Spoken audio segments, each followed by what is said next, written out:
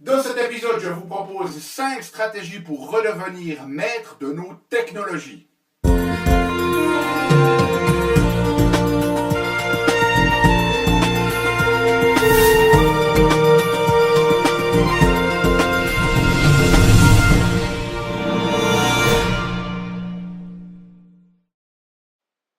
Parce que la vie est l'être magique pour être petite, que nous avons tous besoin d'une prescription pour grandir en conscience et faire que nos rêves dévorent notre vie. Bonjour, je suis le Dr Yannick Pauly, bienvenue à un nouvel épisode d'une grande vie. Et vous le savez, chaque semaine, je vous propose des stratégies pratiques, pragmatiques pour grandir en conscience, qu'elles soient d'ordre physique, émotionnel, psychologique ou spirituel, parce que c'est cette conscience qui est au cœur de notre évolution en tant qu'être humain et d'une vie pleinement vécue. Alors, aujourd'hui, un épisode dédié spécialement à vous tous qui êtes devenus addicts à vos portables, vos smartphones et autres technologies.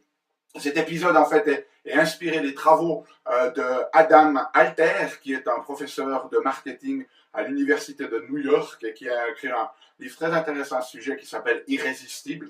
Alors, avant de commencer, de partir dans le vif du sujet, ici, quelques notions, quelques stats qui m'ont paru vraiment incroyables.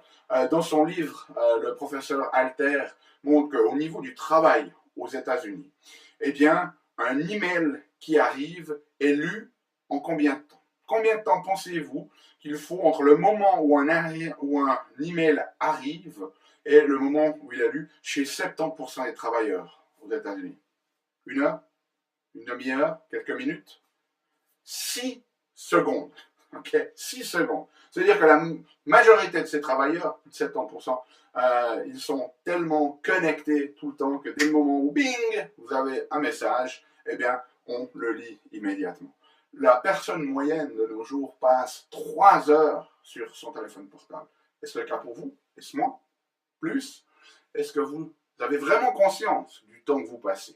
Il y a des applications pour ça, pour savoir combien de temps vous passez si vous êtes très souvent sur votre portable. Et ce qui est très intéressant aussi, ils ont fait une étude, ils ont demandé aux gens, qu'est-ce que vous préfériez qu'il vous arrive? Vous fracturez un os, vous cassez un os ou cassez votre téléphone portable? 46% des gens ont répondu, je préférais me casser un os. Et chez les 54% qui ont dit, je préférais casser mon portable, ils ont hésité longtemps avant de répondre à cette réponse. Alors c'est très intéressant parce que, en fait, je ne sais pas si vous avez eu l'occasion de lire la biographie de Steve Jobs, qui a essentiellement révolutionné le monde avec ses technologies portables. Eh bien, en fait, Steve Jobs, dans sa propre maison, avec ses propres enfants, il était très, très strict et limitait énormément l'accès à ses enfants à ce genre de technologie. Donc, ça nous montre à quel point ceux qui ont créé tout ce système n'étaient pas tombés dedans. Alors, est-ce que vous êtes vraiment addict à votre téléphone? La plupart, d'entre nous diraient non, on aime juste bien l'utiliser, mais je peux arrêter quand je veux. Et puis, en fait, on sort le truc et on regarde sans vraiment regarder parce que c'est devenu une espèce de manie, une espèce d'habitude. Alors, on peut parler d'addiction. C'est quoi une addiction, en fait? L'addiction, ce n'est pas une recherche de plaisir. L'addiction, c'est un comportement que l'on a pour essayer de calmer un mal-être psychologique.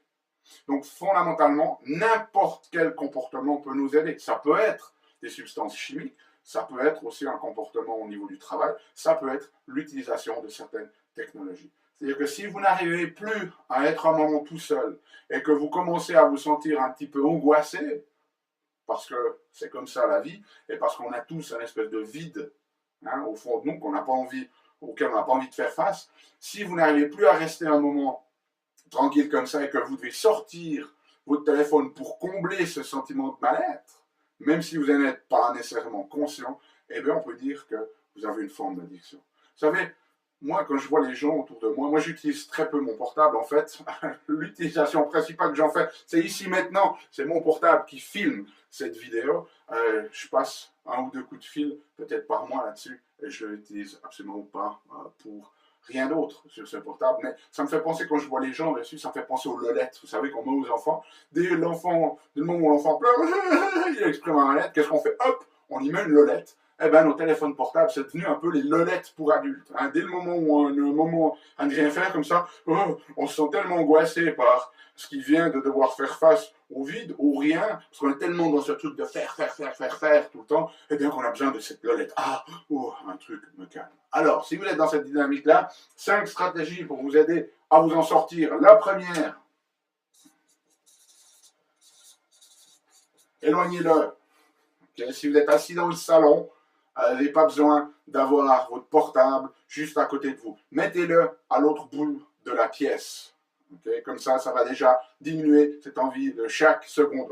Juste regarder ce qui se passe. Donc, éloignez-le physiquement. Okay? Ça, c'est la première des choses. Vous pouvez l'éloigner physiquement de vous-même. Si vous allez dormir le soir, laissez-le dans une autre pièce. Pas besoin de le prendre avec à côté de votre lit. Okay? Et puis vous allez me dire, ouais, mais docteur Pauly, j'utilise ça comme réveil le matin. Ben achetez-vous un réveil. Ok?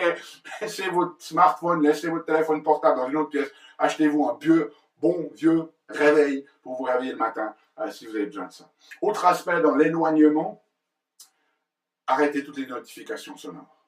Okay? Si vous avez besoin de garder votre portable à proximité, ok, mais pas besoin que ça sonne, et à chaque fois que ça sonne, hop, dans les 10 secondes, ou dans les 6 secondes, comme dans cette étude du professeur Alter, devoir lire et répondre. C'est cette réactivité tout le temps disponible aussi qui crée cette anxiété dans la société.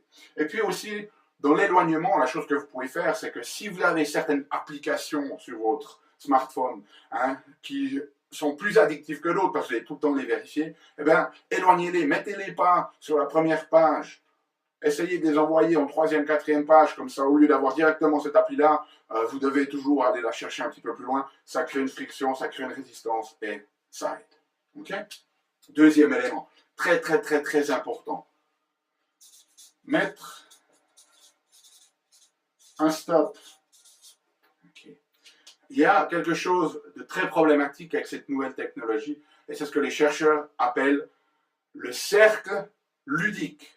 Et ça va un petit peu comme ça. Et vous me direz si ça vous concerne vous ou pas. Ok? Mais allez, on prend un moment pour aller voir ces emails.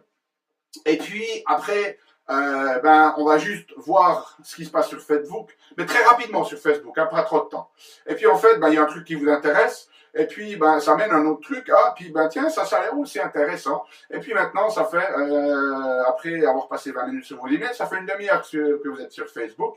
Et puis maintenant, vous allez juste voir sur Twitter. Mais de toute façon, vous allez juste voir, juste jeter un œil, pas plus. Et puis en fait, un quart d'heure après, vous êtes toujours sur Twitter. Et puis bon, il faut aller maintenant juste jeter un œil sur Instagram. Allez, je regarde juste quelques photos. Et puis en fait, au bout d'un moment, ça fait 20 minutes de plus que vous êtes sur Instagram. Et puis, dis donc, ça fait un moment que vous n'avez pas contrôlé vos mails. Donc, vous partez voir vos mails. Et puis, finalement, peut-être, qu'est-ce qu'il y a sur Facebook maintenant? Et cette espèce de dynamique. Et tout d'un coup, vous êtes là. Et puis, vous avez vos 3 heures sur votre portable. Et vous n'en avez absolument pas pris conscience. Vous dites, wow, déjà 3 heures. Mais où sont-elles passées? Okay. Alors, mettez un stop. C'est-à-dire, anticiper ce comportement-là. Et une des choses qui est vraiment bien sur ces portables, c'est qu'ils ont tous des timers. Okay. Donc, anticipez une interruption. Dès le moment où vous prenez votre portable, eh bien, mettez un timer. Vous vous dites peut-être 10 minutes, un quart d'heure, pas plus. Vous mettez le timer, comme ça vous pouvez vous perdre dans cet cercle ludique, mais vous allez être ramené à la réalité par votre timer et vous savez maintenant qu'il est temps d'arrêter. Comme ça, vous avez passé un quart d'heure, mais vous n'avez pas perdu 3 heures. Ok? Ça, c'est une super stratégie. Ensuite, on va remplacer le comportement. C'est-à-dire que si vous utilisez votre portable simplement pour remplir un espèce de vide comme ça, si vous êtes allé assis au salon et puis que ça vous démontre que vous avez besoin de faire quelque chose, au lieu de venir prendre votre portable et de perdre du temps dessus, mettez un livre à la place. Posez votre portable à l'autre bout de la salle et mettez un livre juste à côté de vous. Et comme ça, si vous êtes dans ce besoin de faire quelque chose, vous ne pouvez pas vous en empêcher. Mais au lieu de partir dans cette technologie qui devient addictive, partez sur un bon livre. Okay? Une autre stratégie qui peut être vraiment très très intéressante là-dedans, c'est de désinstaller les applications qui sont les plus addictives. Donc par exemple, si vous êtes addict à Instagram, créez une résistance. Vous pouvez, une fois que vous avez consulté Instagram, vous l'effacez. Et si vous voulez aller reconsulter Instagram une autre fois, eh bien, il va falloir à nouveau télécharger l'application. Donc, par exemple, ce que vous pourriez faire sur votre iPhone, si vous êtes addict à Instagram, eh bien, vous mettez par exemple l'application Kindle qui vous permet de lire droit sur la première page. Et à chaque fois que vous voulez voir Instagram, eh bien, vous devez retélécharger l'application. Ce qui va mettre une friction et ce qui va réduire de manière très très importante la probabilité que vous allez reconsulter ce genre d'application. Ok? Quatrième stratégie. Anticiper Monsieur Hyde. Alors, qu'est-ce que je veux dire par là? Ben, si vous avez vu le film Dr. Jekyll et Mr. Hyde, il y a dans un des épisodes, vous voyez, il se transforme en ce Monsieur Hyde qui est quelqu'un de très dangereux.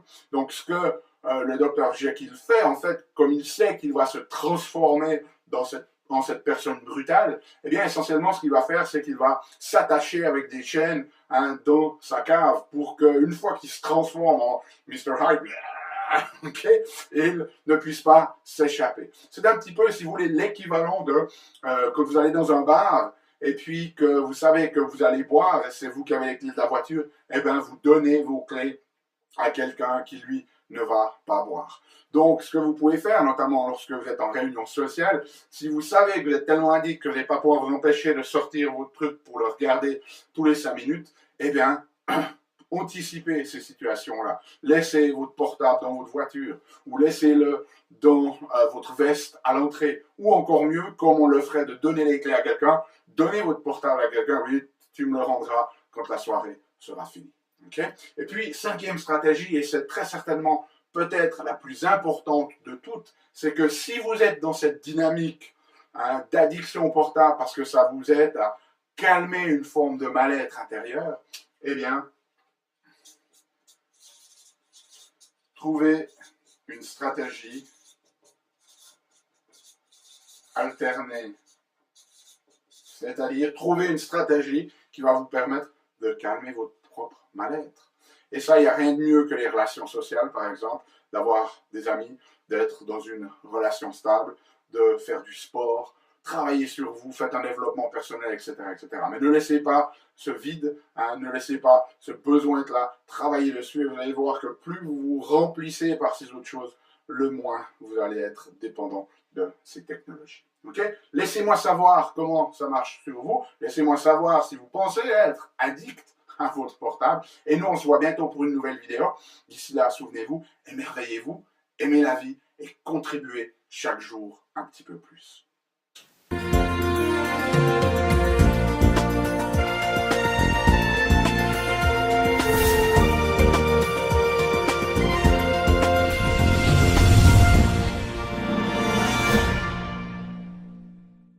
Salut, c'est Yannick. Alors, t'as aimé cet épisode? Sais-tu que tu peux rester connecté et même approfondir le sujet en faisant 3 choses? La première, tu peux t'inscrire à mon compte YouTube. De cette manière, tu seras informé des prochains épisodes. La deuxième chose que tu peux faire, c'est approfondir le sujet grâce à ce DVD, les 7 clés d'une grande vie. Il est complètement gratuit. C'est le DVD d'un atelier que j'ai fait de 2 heures environ qui explique les bases de la méthodologie et qui vous donne des exercices pratiques dans la méthodologie Une grande vie. Donc il est gratuit. Tout ce que tu as à faire, c'est cliquer sur le lien. Et troisième chose, eh bien, je t'invite à me rejoindre sur mon blog où tu trouveras la transcription de cet épisode et aussi où tu peux t'inscrire, laisser ton email afin que je puisse t'envoyer les prochains épisodes. Donc tout ce que tu as à faire, c'est à cliquer en choisissant sur le menu qui apparaît sur cette vidéo. Donc clique le lien qui te convient, clique les 3 si tu veux. Et puis surtout, moi, je t'invite vraiment à recevoir ce DVD puisqu'il est gratuit. À bientôt.